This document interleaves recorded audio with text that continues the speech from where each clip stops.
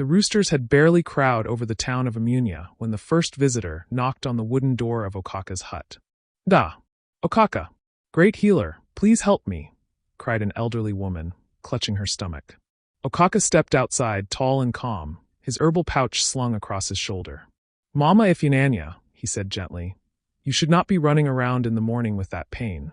Come, sit under the Udara tree." He mixed bitter leaves and dried roots, adding drops of a brownish liquid from a calabash. "Drink this. You will be fine before the sun climbs high." The woman drank, sighed deeply, and whispered, "Your hands are blessed, my son." Everyone in Amunia believed that. Okaka, the medicine man, was celebrated in every corner of the town and beyond. People traveled from neighboring villages, Ugbin, Tage, Odekp, seeking the herbal genius who cured fevers, snake bites, stubborn coughs, and even strange spiritual ailments. But despite his fame, Okaka lived in a crowded family compound with his two brothers. Their wives and children squeezed into small rooms.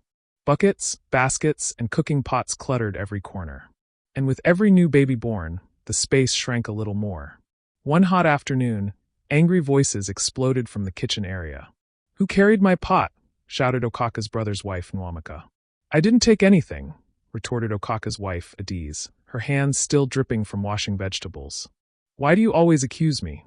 "What do you mean?" Nwamaka fired back. "Last week it was the same thing. Your children took my spoon." The quarrel grew louder, stirring the compound like dust in harmattan. From inside his room, Okaka rubbed his forehead. His youngest child tugged at his wrapper. "Papa, are they fighting again?"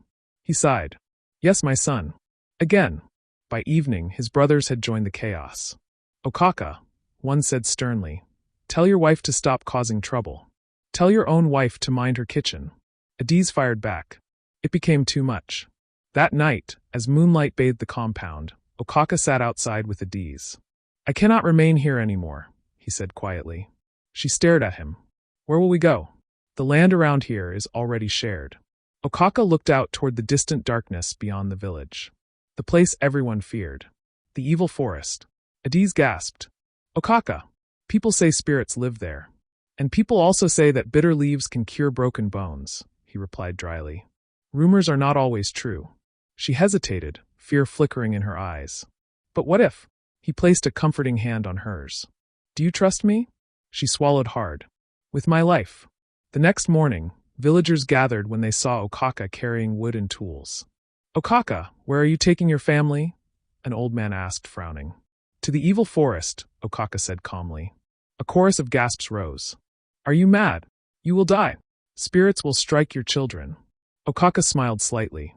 "If the spirits can kill, why have they not killed the animals that enter there?" The people murmured in confusion. His brothers watched him pack. "Okaka, this is foolishness," one said. "It is better than living in constant quarrel," he replied. "You will regret this." "We shall see," he said simply. And with that, Okaka, Adiz, and their children walked toward the dreaded land.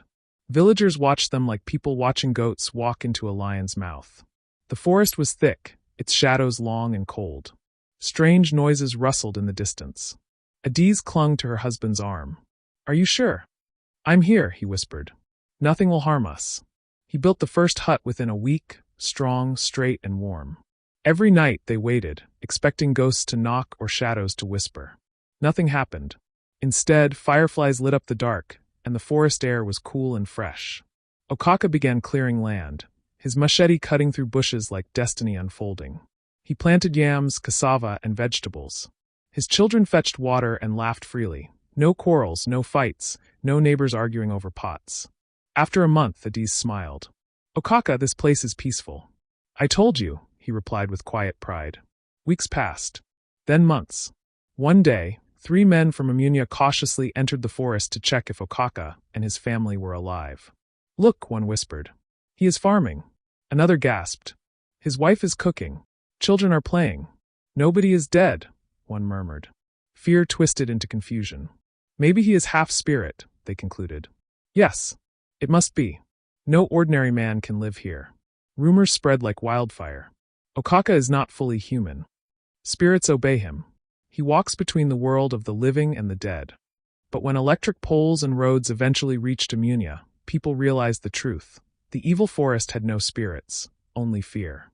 Families began to move in, clearing their portions of land.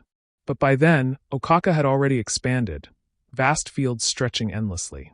One evening, 3 angry villagers approached him. Okaka, this is our land. Move your boundary. How? Okaka asked calmly. Did you farm it before? It doesn't matter. You have taken too much. Another added. People are saying you bewitched the land. Okaka laughed softly. If hard work is witchcraft, then I accept the name. But the disputes continued. Lines were drawn, erased, redrawn. Arguments broke out near the edges of his farmland. Adiz worried. My husband, they may harm you. I fear no man, he answered. But my legacy must be protected. In the city, Okaka's oldest son, Obina, received a letter describing the trouble. He returned home immediately. When he saw the conflicts, he shook his head.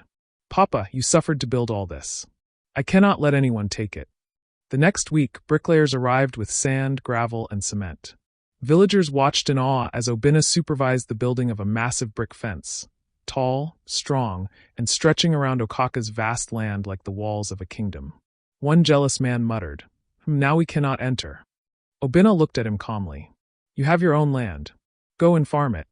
Within a month, the fence was complete, protecting the legacy that began with one man's courage. Years passed. Children grew. Homes rose. What was once feared became the heart of the new Amunia. And at the center of it all was Okaka, the man who refused to bow to fear. The man who turned superstition into opportunity. The man whose bravery gave his family the largest farmland in the town, a blessing that continues even today. Moral of the story. Fear is a shadow. When you walk toward it, it disappears. Those who dare to face what others run from often claim the greatest rewards. Courage creates legacies that last for generations. Do you have men like Okaka in your village or town? Leave your comment at the comment section. Don't forget to share and subscribe for more beautiful stories. Stay prayed up, stay peaceful, and never forget, God loves you.